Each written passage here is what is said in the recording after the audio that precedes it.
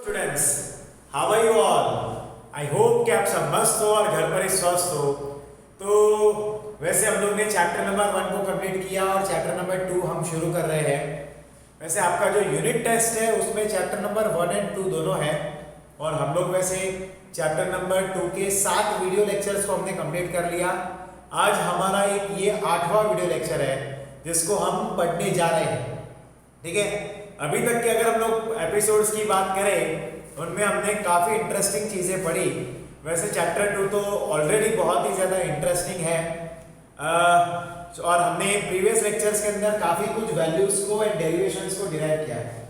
Basically हमने formulas जो text book में दिए हैं उनको हमने डिराइव किया है यहाँ पर। हालांकि टेक्स्ट बुक के अंदर कोई डेरिवेशन नहीं है पर हमने उसको डिराइव करके किया। उसका रीज़न ये था कि जेईई एंड नीट में इस डेरिवेशंस में से कुछ फॉर्मूलाज को उठाकर क्वेश्चन पूछे जाते हैं। टेक्स्ट बुक में वो फॉर्मूलाज इंक्लूड नहीं किए हैं तो उसी की वजह से मुझे आपको पूरा डेरिवेशन पढ़ाना जरूरी हो गया था।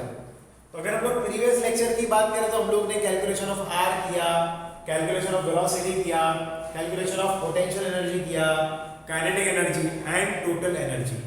ये सारी चीजें हमने प्रीवियस लेक्चर में पढ़ी और हमने प्रीवियस लेक्चर में साथ में पोस्टुलेट्स जो थे वो कंप्लीट किए। हम लोग थोड़े से प्रीवियस लेक्चर का एक बार रिवीजन करके फिर हम आगे बढ़ेंगे नए टॉपिक पे। लाइक हम लोग बोर्ड इकोनॉमिक मॉडल पढ़ रहे हैं और वहां पर हमने एक स्पेक्ट्रा के बारे में स्टडी करना शुरू किया। हमने वहां पर क्या देखा कि मान लो कोई भी कंटेनर अगर हमारे पास है और वो कंटेनर के अंदर हमने कोई भी गैस को भर दिया है। फॉर एन एग्जाम्पल मैंने यहाँ पर हाइड्रोजन गैस को भरा है। ठीक है, क्या किया है मैंने यहाँ पर H2 गैस को भरा हुआ है। ठीक है, अब यहाँ पर ये चीज नोटिस की गई कि जब भी व्हाइट लाइट को हम लोग इंसिडेंट करते हैं वो गैस पे, ठीक है, क्या किया हमने व्हाइट लाइट को इंसिडेंट किया। ठीक है, तो आपको ये तो पता ही है कि भाई व्हाइट लाइट को जब भी हम प्रिज्म के ऊपर इंसिडेंट करते हैं तो 7 कलर की बैंड यानी कि स्पेक्ट्रम मिलता है। हालांकि प्रैक्टिकली ऐसा हुआ नहीं था। यहाँ हमने जैसे ही व्हाइट लाइट को इंसिडेंट किया तो दूसरे साइड से हमें 2 या 3 ही कलर के स्पेक्ट्रम मिले। ठीक है, मान लो कि भाई वायलेट मिला, ब्लू मिला और इंडिगो मिला या फिर वायलेट इंडिगो ब्लू मिला, यानी कि हमें वीआईबी मिला। अब उसमें जो वायलेट था वो थोड़ा सा डार्क मिला था, बाकी सारे तो उतने नहीं मिले। अब यहाँ पर हमें ये जो लाइंस मिल रही है ना, ठीक है, उनको हम लोग क्या बोलते हैं? लाइन स्पेक्ट्रम बोलते हैं। क्या बोलते हैं? लाइन स्पेक्ट्रम बोलते हैं। ठीक है, अब अगर ये लाइन स्पेक्ट्रम की हम बात करें तो इनमें हमें सारे नहीं मिले हैं, हमें सातों सात कलर के स्पेक्ट्रम नहीं मिले हैं, हमें कुछ ही कलर के स्पेक्ट्रम मिले हैं। यहाँ पर हमें 7 में से 3 ही कलर के स्पेक्ट्रम मिले हैं और इनको हम लोग क्या बोल सकते हैं? They are also called to be as a discrete spectrum. क्या बोलेंगे? डिस्क्रीट स्पेक्ट्रम भी बोल सकते हैं इसको। क्या बोल सकते हैं? डिस्क्रीट। डिस्क्रीट की मतलब कि अलग अलग, यहाँ पर लाइन ज्यादा है, यहाँ पर थोड़े कम लाइन और धीरे धीरे करके कम लाइन है। तो ये हमने प्रीवियस लेक्चर में पढ़ा और हमने इंपॉर्टेंट फॉर्मूलाज जो है जेईई के, नीट के, वो भी हमने पढ़े। एक बार मैं चलो उसका लिस्ट बनाकर आपको दिखाता हूँ कि जो फॉर्मूलाज का लिस्ट है जरा ध्यान से देखना। फॉर्मूला का जो लिस्ट है, ठीक है, अब ये जो फॉर्मूलाज है वो हमारे लिए जेईई में, नीट में काम आने वाले फॉर्मूला है, तो इसलिए मैं आपको एक बार इसकी लिस्ट बनाकर दिखाता हूँ। ठीक है, हमने अभी तक के जो फॉर्मूलाज बनाए हैं, पढ़े हैं, उसका एक हम लोग लिस्ट बनाते हैं। तो सबसे पहले हमें मिला that is mvr equal to nh upon 2 pi। एक फॉर्मूला ये था, इसमें हमने एंगुलर मोमेंटम के दो जो अलग अलग फॉर्मूलाज थे उनको कंपेयर करके बनाया था ये वाले फॉर्मूला को। आपको याद होगा कि this is equal to angular momentum and this is also equal to angular momentum, और वो दोनों वैल्यू को हमने क्या किया? कंपेयर कर लिया। ठीक है, फिर हमें रेडियस की जो फॉर्मूला मिली, हमने रेडियस की फॉर्मूला को डिराइव किया था। क्या फॉर्मूला थी रेडियस की? तो that was r is equal to n square h square epsilon 0, ठीक है, upon m pi z e square. ये हमने फॉर्मूला को डिराइव किया था और इसमें से हमने क्या किया था? यही फॉर्मूला में जो हमें टर्म्स पता थे, यानी कि जो वेरिएबल टर्म्स थे उसको अलग कर दिया और जो कांस्टेंट टर्म्स थे उनको अलग कर दिया। तो कांस्टेंट टर्म्स के सारे कांस्टेंट वैल्यूज को रख के हमने एक वैल्यू को डिराइव किया था और वो क्या फॉर्मूला आ रहा था? rn के लिए। यहाँ पर तो rn वाज इक्वल टू, हमारे लिए फॉर्मूला बन रहा था that is 0.53 into n square upon क्या आएगा? z।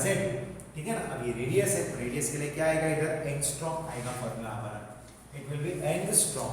ठीक है, और एक एंगस्ट्रॉम कितना होता है 10⁻⁻10 मीटर के बराबर होता है। ठीक है, फिर थर्ड हमने फॉर्मूला जो बनाई थी, थर्ड फॉर्मूला जो हमें मिली थी with the derivation that was velocity of electron. अब वहां पर Vn इज इक्वल टू क्या था, तो E²/2h एप्सिलॉन 0 z/n। ठीक है, ये था। अब यहाँ पर क्या आएगा, इसके पूरे का डेरिवेशन क्या आएगा, Vn इज इक्वल टू, ये पूरे का डेरिवेशन क्या आएगा 2.18 into 10⁶ into z/n आएगा। ठीक है, 2.18 into 10⁶ z/n, तो क्या आएगा मीटर पर सेकंड, इसका यूनिट है। ठीक है, Vn यानी कि वेलोसिटी ऑफ इलेक्ट्रॉन बोलते हैं। ठीक है, जो शेल में रिवॉल्व होता है। यहाँ पर n यानी कि वो कौन से शेल में, अगर वो फर्स्ट शेल में तो हम यहाँ पर V1 लिखेंगे, अगर वो सेकंड शेल में तो V2 लिखेंगे, थर्ड शेल में तो V3 लिखेंगे। यहाँ पर n की वैल्यू को हम लोग 1 2 3 वो कोई भी इंटीजर हो सकता है। चौथी फॉर्मूला जो हमने डिराइव की थी that was the fourth formula that we derived, that was the kinetic energy. तो काइनेटिक एनर्जी यानी कि हमको उसको शॉर्ट में ke बोलते हैं, and that is equal to 13.6 multiplied by that is z²/n² that will be the electron volt, and the electron volt here is the unit for it। याद रखना, अगर हमने यूनिट को नहीं लिखा होगा, मेंशन नहीं किया होगा, तो हमारे मार्क्स कट जाएंगे। ठीक है, हमारे marks will be deducted.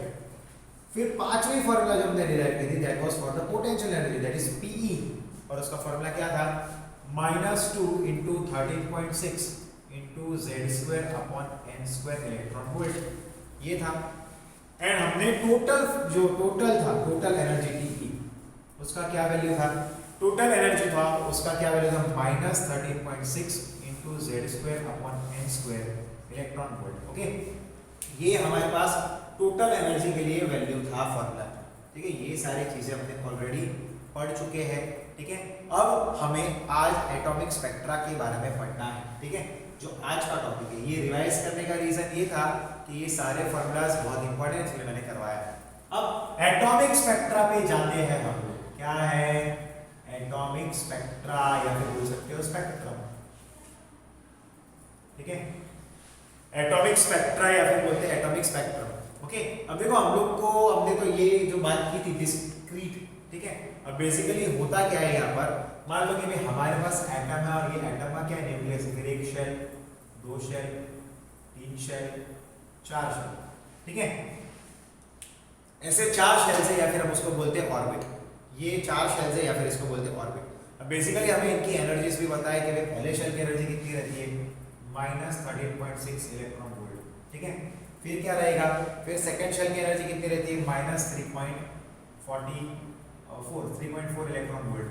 Third shell की एनर्जी कितनी रहती है, तो रहेगा -1.5 इलेक्ट्रॉन वोल्ट, 1.51 इलेक्ट्रॉन वोल्ट है एग्जैक्ट वैल्यू तो, बट हम लोग 1.5 भी लिख सकते हैं।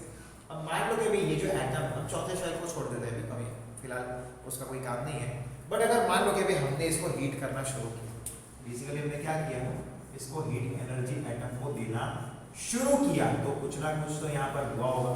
अब हीट एनर्जी आपने प्रोवाइड किया है, तो जो भी इलेक्ट्रॉन्स अंदर है, यानी कि लोअर एनर्जी शेल में, वो इलेक्ट्रॉन एनर्जी को गेन करके हायर लेवल में आएंगे, हायर एनर्जी लेवल्स में शिफ्ट हो जाएंगे।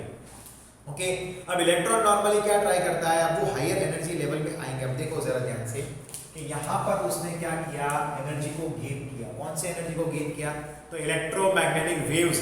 ठीक है कि नहीं, ठीक है, कौन से एनर्जी को। अब देखो बेसिकली होगा क्या, जरा ध्यान से देखना। अब ये इलेक्ट्रॉन क्या हुआ, उसने कोई ना कोई एनर्जी को गेन किया। मान लो कि भाई समथिंग एनर्जी को गेन करके यहाँ पर जो इलेक्ट्रॉन है वो जंप करके यहाँ आ गया।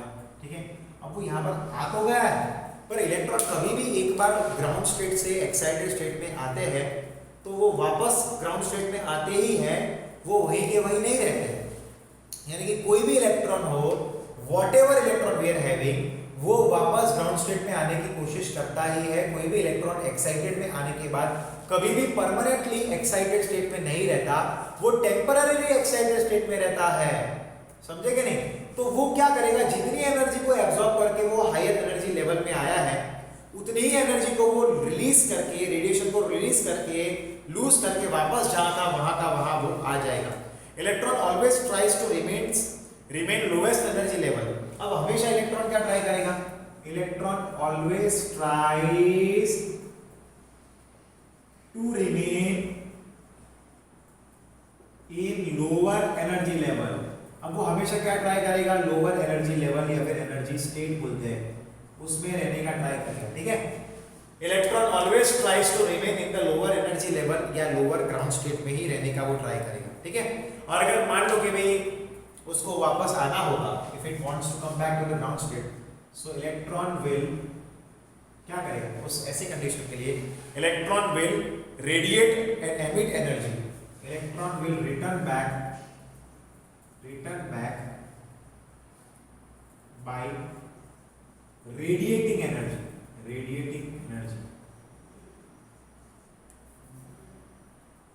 ओके। रेडिएटिंग एनर्जी, इलेक्ट्रॉन क्या करेगा, एनर्जी को रेडिएट करेगा ताकि वो वापस ग्राउंड स्टेट में आ जाए, ठीक है ना। बेसिकली वो जिस एनर्जी को रेडिएट करता है उसको हम लोग इलेक्ट्रोमैग्नेटिक वेव भी बोल सकते हैं, ठीक है, रेडिएशन भी बोल सकते हैं, और उनका क्या होता है वेवलेंथ होता है, और उसको लाइट भी बोल सकते हैं, यानी कि लाइट बोल सकते हैं, इलेक्ट्रोमैग्नेटिक रेडिएशन बोल सकते हैं, ठीक है, इलेक्ट्रोमैग्नेटिक रेडिएशन भी बोल सकते हैं, और इनकी खुद की कोई ना कोई वेवलेंथ भी रहती है, ठीक है। और ये वेव रहेगा तो उनकी वेवलेंथ भी तो रहेगी, they will also have some wavelength, ठीक है, इनका वेवलेंथ भी रहेगा, यानी कि ये प्रोसेस उनमें होता है स्पेक्ट्रम में, और वो क्या होगा, इलेक्ट्रॉन वापस अपनी जो पोजीशन था वो पोजीशन में आ जाएगा बेसिकली, ठीक है। अब देखो हमने एग्जांपल आगे ही देखा था, मान लो कि भाई इलेक्ट्रॉन सेकंड से फर्स्ट में आता है, हम एक न्यूमेरिकल देखेंगे इसका, फिर आपको क्लियर हो जाएगा कि भाई इलेक्ट्रॉन जो है एग्जांपल के भाई हायर लेवल में है, हायर से वापस लोअर में है, ठीक है, क्लियर है, यस। तो यहाँ पर ये क्या हुआ है, दिस इज बिग, ओके, तो यहाँ पर ये एटॉमिक स्पेक्ट्रा हो गया हमारा। अब इसको और एग्जांपल लेकर समझ भी सकते हैं हम लोग, ठीक है, पर आप इसको एक बार रीड कर लो, मैं 1 मिनट का टाइम दे रहा हूँ, फिर हम लोग आगे बढ़ेंगे, ठीक है, मैं ये पूरा रब कर लूंगा फिर हम आगे बढ़ेंगे।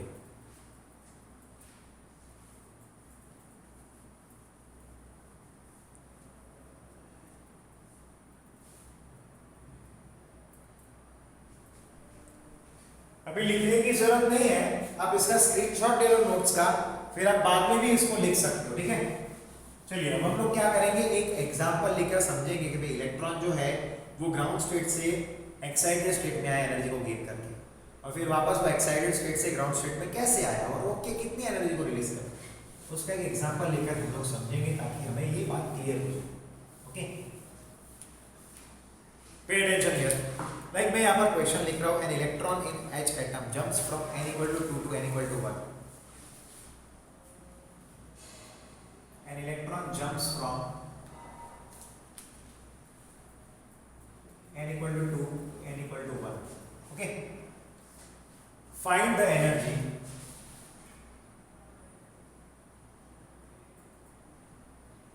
find the energy and wavelength of emitted radiation, energy and wavelength of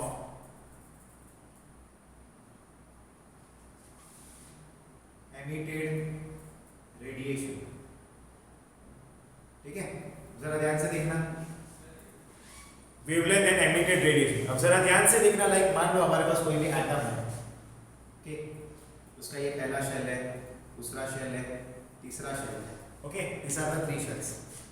अब जरा यहाँ पर ध्यान से देखना कि जैसे हमारे पास कोई भी इलेक्ट्रॉन है वो n equal to 2 से लेकर n equal to 1 में आया, अब ये n equal to 1 है हमारे लिए, और यहाँ पर ये n equal to 2 है।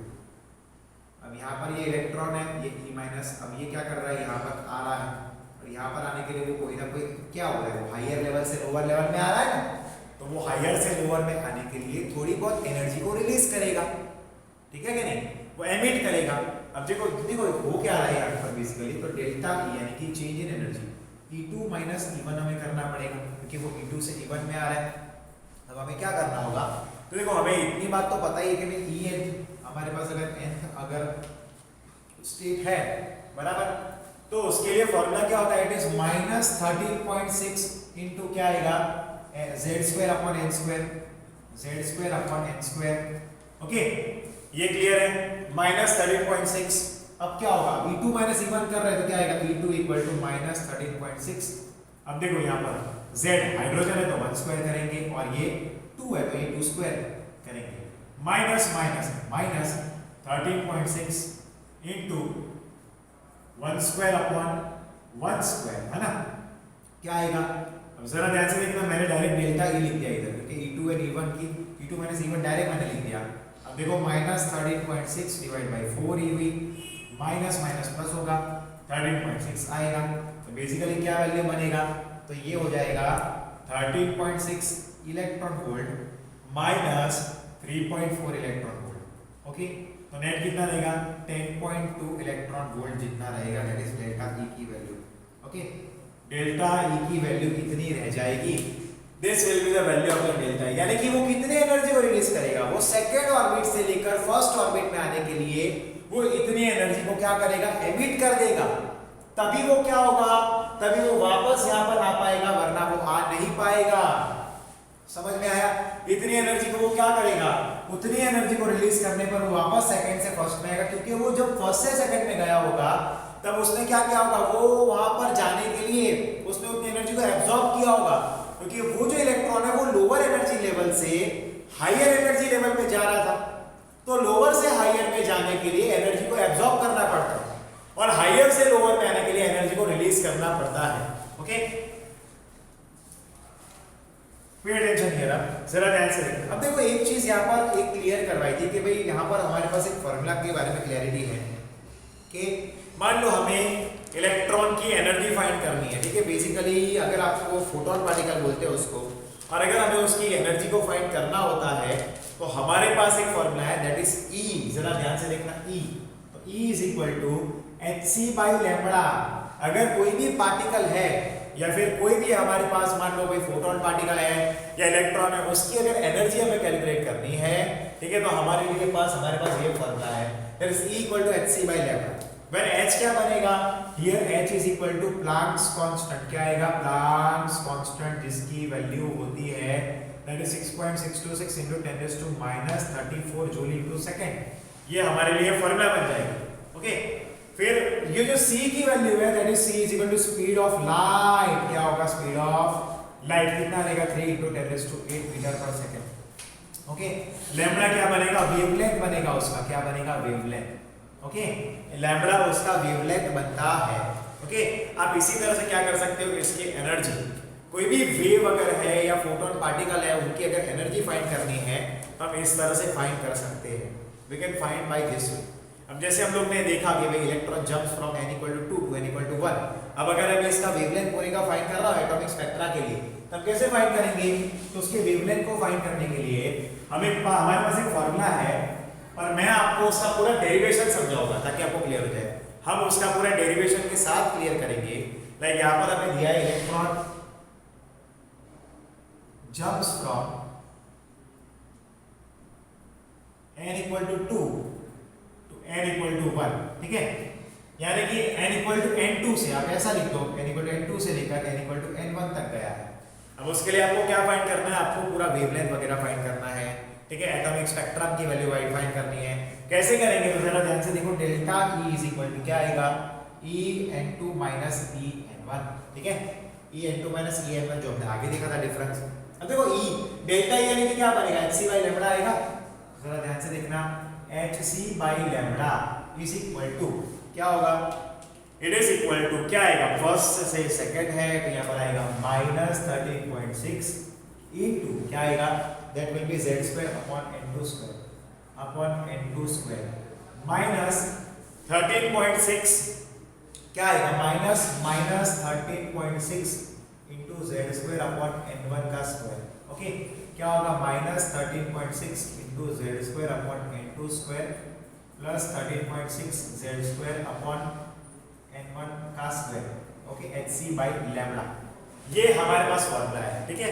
अब जरा ध्यान से समझना, जितना कॉमन निकल रहा है उसको कॉमन निकाल देंगे, तो कितना कॉमन निकल रहा है, अभी देखो hc बाई लैम्बडा तो वैसा ही है, लेकिन 13.6 z² कॉमन निकल रहा है, तो माइनस 13.6 z² हमने निकाला। ब्रैकेट में क्या रहेगा, ठीक है, जरा ध्यान से देखना, माइनस मत निकालो कॉमन में, प्लस ही रखो, तो ब्रैकेट में रहेगा 1 upon n1 square minus 1 upon n2 का स्क्वायर। ये हमें फॉर्मूला मिला है, ठीक है। ये इसको हम लोग बोल देते हैं इक्वेशन नंबर 1। क्या बनेगी, ये हमारे लिए बनेगा इक्वेशन नंबर 1। अब आगे जाएंगे। अब देखो हम लोग एक काम करते हैं, पूरे इस इक्वेशन को डिवाइड एंड मल्टीप्लाई करते हैं hc से। We will divide and multiply the entire equation by the hc, okay, तो क्या मिलेगा हमें, h divide and multiply by hc इन above equation, okay. hc by lambda into hc equal to plus 13.6 क्या आएगा, z स्क्वायर अपॉन यहाँ पर क्या आ जाएगा, that will be hc, okay. अब क्या होगा, 1 अपॉन n1 का स्क्वायर माइनस 1 अपॉन n2 का स्क्वायर, ओके, क्लियर है। अब जो भी कट हो रहा है उसको कट कर देने का, तो रह गया वो रहेगा, ये कट हो जाएगा, ये कट हो जाएगा, फाइनल इक्वेशन क्या बनेगा, 1 upon lambda equal to plus 13.6 z square upon hc 1 upon n1 का स्क्वायर माइनस 1 अपॉन n2 का स्क्वायर, ओके, ये मिलेगा हमें, क्लियर है इतना। अब क्या होगा, अब देखो एक बात मैं आपको बताना चाह रहा हूँ कि 13.6 अपॉन h जो है ना, तो hc उसको हम लोग रीडबर्ग कांस्टेंट बोल सकते हैं। अब जरा ध्यान से देखना इधर कि ये जो 13.6 अपॉन hc जो है उसको हम लोग कैपिटल R यानी कि रीडबर्ग कांस्टेंट बोलते हैं, ठीक है। इसको हम लोग क्या बोलते हैं, इसको हम लोग रीडबर्ग कांस्टेंट बोलते हैं, इज इट ओके। और उसके R की वैल्यू कितनी होती है, 1.09 into 10⁻⁷ मीटर इनवर्स। R की वैल्यू होती है 1.09 into 10⁻⁷ मीटर इनवर्स, ओके, ये हमारी उसकी वैल्यू रहती है, ठीक है। अब हम लोग क्या करेंगे, ये पूरी जो है ये पूरे का R के बराबर लिखेंगे तो हमारा पर लैम्बडा इक्वल टू z, मतलब आएगा यहाँ पर r z स्क्वायर आएगा, क्या आएगा, r z square into 1 upon n1 का स्क्वायर माइनस 1 अपॉन n2 का स्क्वायर आएगा, ठीक है। और ये हमारे लिए फाइनल इक्वेशन बनेगा, और यही इक्वेशन को हम लोग बोलते हैं फॉर द एटॉमिक स्पेक्ट्रम। यही इक्वेशन एटॉमिक स्पेक्ट्रम के लिए रहती है बच्चों, this equation is for the atomic spectrum, ठीक है। इससे हम लोग 1 अपॉन लैम्बडा की वैल्यू को फाइंड करते हैं, get find the value of the 1 upon lambda, ठीक है। ये डेरिवेशन क्लियर है सबको। आप अगर टेक्स्ट बुक को देखोगे तो आपको सिर्फ यही फार्मूला और यही फार्मूला देगी डायरेक्ट, पर हमने ये पूरी डेरिवेशन को डिराइव किया है। चलिए एक बार वापस, हम लोग ने प्रीवियस लेक्चर में लास्ट में एटॉमिक स्पेक्ट्रम के बारे में डिस्कशन किया था और वहां से हमने छोड़ दिया था टॉपिक को, ठीक है। आज हमने क्या किया, उसको डिटेल में पढ़ना शुरू किया। सब लोग फोकस रहना, यहाँ पर ध्यान देना। हमने क्या देखा कि भाई कोई भी इलेक्ट्रॉन मान लो भाई सेकंड एनर्जी लेवल में है, अब कोई भी इलेक्ट्रॉन ट्राई यही करता है कि भाई वो लोअर एनर्जी लेवल में आ जाए, लेकिन हायर से लोअर में आने के लिए उसको अपनी एनर्जी को लूज करना पड़ेगा, ठीक है। वो क्या करेगा, वो अपनी एनर्जी को लूज करेगा। अब अपनी एनर्जी को लूज करने के लिए यहाँ पर मान लो n2 से लेकर n 1 पे आ रहा है, तो उसका डिफरेंस कितनी एनर्जी को लूज करेगा वो हमने यहाँ पर रिप्रेजेंट किया। अब E equal to hc by lambda, तो ये सारी फॉर्मूला हमें यहाँ पर क्या हो गया, डिराइव हो गया, ओके, क्लियर है, यस। अब जरा ध्यान से देखना, हम लोग क्या कर रहे हैं, हमें 1 अपॉन लैम्बडा की वैल्यू को फॉर्मूला को फाइंड करना है। तो देखो हमें ये चीज तो क्लियर है कि भाई क्या होता है हमारे पास के लिए E एनर्जी के लिए कोई भी वेव अगर है उसकी एनर्जी फाइंड करनी है तो फॉर्मूला है hc बाय लैम्बडा, ठीक है। अब ये फॉर्मूला को हमने क्या किया, delta E equal to E n2 minus n1, क्योंकि n2 से n1 पे आ रहा है इलेक्ट्रॉन, ठीक है। फिर यहाँ पर इसकी एनर्जी लिख दी ये रही, इसकी एनर्जी लिख दी ये रही, इनमें जो कॉमन निकल रहा है 13.6 को कॉमन निकाला हमने, फिर क्या है 1 अपॉन n1 का स्क्वायर माइनस 1 अपॉन n2 का स्क्वायर आया। अब पूरे इक्वेशन को hc बाय से डिवाइड एंड मल्टीप्लाई किया तो फाइनली क्या मिला, hc, ये कट ये hc आ गया, ठीक है। या फिर आप एक काम करिए, हाँ अब जरा ध्यान से देखो क्या हुआ, अब 1 अपॉन लैम्बडा इक्वल टू क्या आएगा, जरा ध्यान से देखो, ये फॉर्मूला आया। अब इसको हम लोग क्या बोलते हैं, रीडबर्ग कांस्टेंट बोलते हैं, जिसकी फॉर्मूला ये सारी वैल्यूज हम रखेंगे तो 1.09 into 10⁻⁷ मीटर इनवर्स मिलेगा, ठीक है। अब क्या होगा, यहाँ पर ये हमने r की वैल्यू लिख दिया, r z स्क्वायर, अब 1 upon n1 square minus 1 upon n2 square, ये फॉर्मूला मिल गया, उसको हम लोग बोलते हैं एटॉमिक स्पेक्ट्रम। क्या बोलते हैं बच्चों, it is called to be as a atomic spectrum. सबको क्लियर है इतना, ठीक है। ये डेरिवेशन करना बहुत ही जरूरी है, यहाँ पर हमारा इंपॉर्टेंट डेरिवेशन कंप्लीट होता है। अब अगले लेक्चर में हम एक इंपॉर्टेंट टॉपिक पढ़ेंगे, दैट इज अबाउट एलिमेंट्स के आइसोटोप्स, आइसोबार, आइसोटोन्स, आइसोकोर्स, आइडियाफर्स, ये सारे टॉपिक को हम लोग आगे आने वाले कल के वीडियो में पढ़ेंगे, ठीक है। आपको यहाँ पर कहीं पर भी क्वेरी है तो आप इसको एक बार रिवाइज कर लो, ठीक है। आप इसको अगर आपको मुझे पूछना है तो आप मुझे व्हाट्सएप भी कर सकते हो, नो प्रॉब्लम, ठीक है। एक बार रिवाइज करो, इसको क्विकली वापस वीडियो देख लो और ये सारी चीजों की नोट्स बनाते रहना। मिलते हैं कल के वीडियो लेक्चर में, टिल देन बच्चों good bye and take care. Bye बच्चों, टेक केयर। डेरिवेशन को शांति से धीरे धीरे लिखना आप लोग और समझना, स्टेप बाय स्टेप हर एक डेरिवेशन को समझते रहना तो आपको ये क्लियर हो जाएगा। ओके, धीरे धीरे लिखना तो आपको क्लैरिटी आएगी। ओके बच्चों, बाय।